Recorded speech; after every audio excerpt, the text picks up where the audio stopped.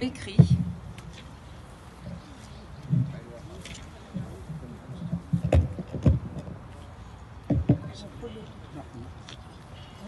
Monsieur le maire, mesdames et messieurs les élus, les dignes représentants des cultes, messieurs les imams du rassemblement des imams des Alpes-Maritimes, mesdames les morshidat, Bismillahirrahmanirrahim. Nous sommes ici aujourd'hui pour témoigner que la rencontre des intelligences crée une formidable synergie. La religion rime avec spiritualité et transcendance. Lorsqu'elle est utilisée à des fins partisanes, elle n'est qu'un instrument entre les mains de malfaisants pour atteindre leur but infâme. La foi n'admet pas de certitude aveugle et de suffisance. C'est une éternelle introspection, car la vie n'est qu'une suite d'erreurs corrigées. Il est temps que chacun d'entre nous lève le voile et n'utilise pas les peurs des uns et des autres et ne légitime pas les malfaisants qui usurpent le fait religieux.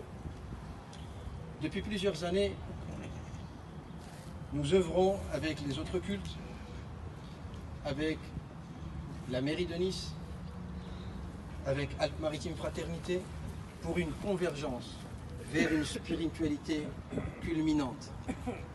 Pour que ce travail de fond puisse perdurer, il faut que les personnes porteuses de ce message puissent se retrouver dans un lieu digne. La ville de Nice, par cette démarche, est le symbole aujourd'hui de la plantation d'un olivier en présence de M. Philippe Pradal, des représentants des cultes. Eh bien, cette démarche et ce symbole souscrit à cette nécessité. Les grands esprits sont souvent à contre-courant parce qu'ils ont une vision. Aujourd'hui, nous exprimons tous cette vision. Il faut savoir faire preuve de discernement quand les eaux sont troubles pour mettre de la lumière lorsqu'il y a de l'obscurité. Je vous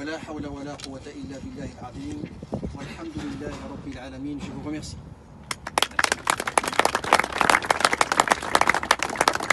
Monsieur Philippe Pradal, premier adjoint au maire de Nice, délégué aux finances, au transport, à la mobilité, à l'occupation du domaine public et subdélégué à la police municipale et aux ressources humaines, président de la commission finances, ressources humaines et transports à la métropole. Merci. Je crois que le titre que j'aimerais le plus recevoir aujourd'hui, c'est d'être considéré comme un de vos amis. Et un frère.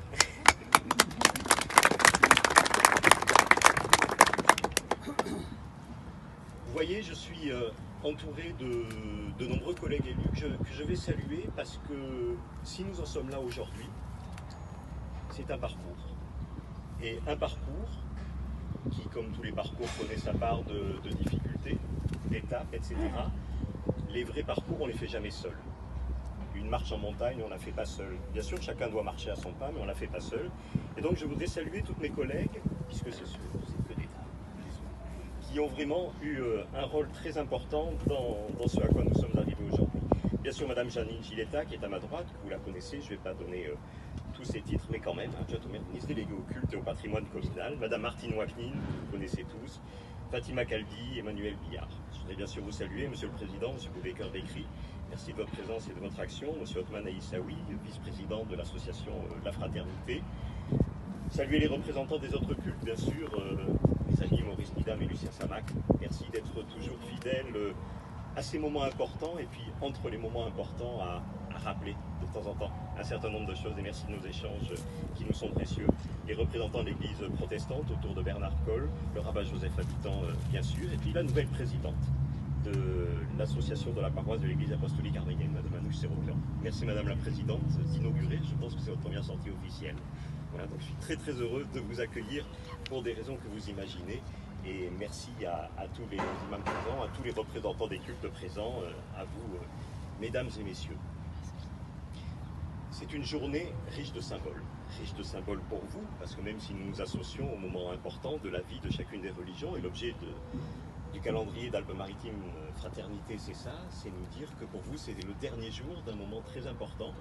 Et c'est vrai qu'avoir choisi ensemble ce jour pour en faire le symbole de ce que nous allons faire, de ce que nous avons planté, de ce que nous allons signer, c'était aussi quelque chose de riche et d'important. Je crois que vous seriez capable d'en expliquer la symbolique bien mieux que je ne peux le faire.